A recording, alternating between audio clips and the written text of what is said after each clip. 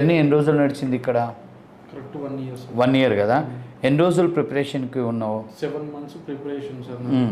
తర్వాత interview batch 5 months. So 7 months ప్రిపరేషన్కి ఉన్నప్పుడు gap ఇచ్చావా? ఒక 2 months అంటే రెగ్యులర్గా గ్యాప్ ఇవ్వలేదు. మధ్యలో 10 రోజులు 5 రోజులు ఇవ్వటం మెయిన్ అది రీజన్. అదొక రీజన్ వల్ల బాబుని స్కూల్లో జాయిన్ చేశాను. సో దానివల్ల కొద్దిగా గ్యాప్. తర్వాత ఇప్పుడు ఇంటర్వ్యూస్ అటెండ్ అయ్యేటప్పుడు ఎన్ని ఇంటర్వ్యూస్ అటెండ్ అయ్యావు? ఇది 7th ఇంటర్వ్యూస్. అంటే 5 monthsలో ఎక్కువ ఇంటర్వ్యూస్ జరుగుతాయి కదా, ఎందుకని నువ్వు 7 interviews ఏమైనా మిస్ అయ్యావా? ఏమైంది?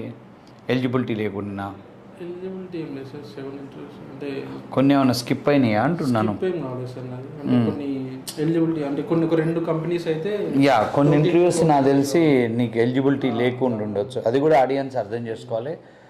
గ్యాప్ ఉన్న వాళ్ళకి ఖచ్చితంగా ఇంటర్వ్యూస్ అటెండ్ అయ్యేటప్పుడు మనకి ఒక 10 interviews వచ్చినప్పుడు ఒక 5 interviewsలలో మనకి ఎలిజిబిలిటీ కూడా ఉండకపోవచ్చు. బట్ ఎలిజిబిలిటీ ఉన్న కంపెనీస్ అట్లీస్ట్ 50% అయితే ఉన్నాయి.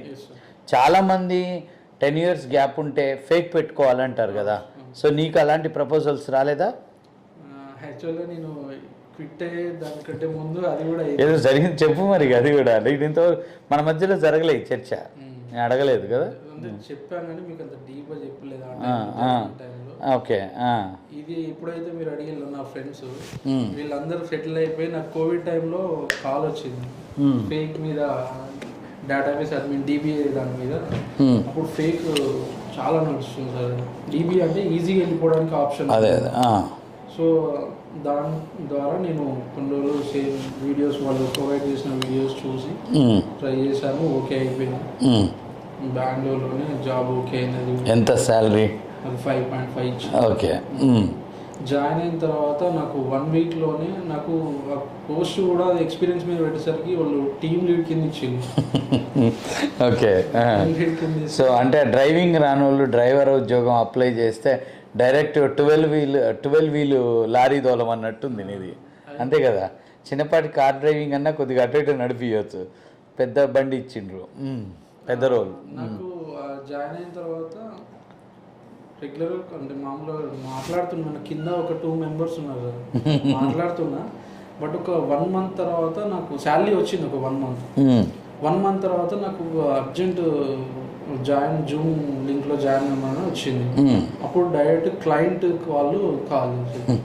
నాకు అసలు అతను చెప్పింది ఇంకా గుర్తుకుంది, అసలు ఏం అడిగిందో కూడా గుర్తులేదు, అర్థం కాలేదు అసలు. అంటే వాళ్ళు వేరే కంట్రీ నుంచి మాట్లాడారు. అసలు అది ఇంకా నాకు ఇప్పటికి కూడా గుర్తుకుంటుంది. అతను ఏం అడిగిండో అసలు అర్థం కాలేదు. ఆ యొక్క ఎక్స్పీరియన్స్ గుర్తుంటుంది.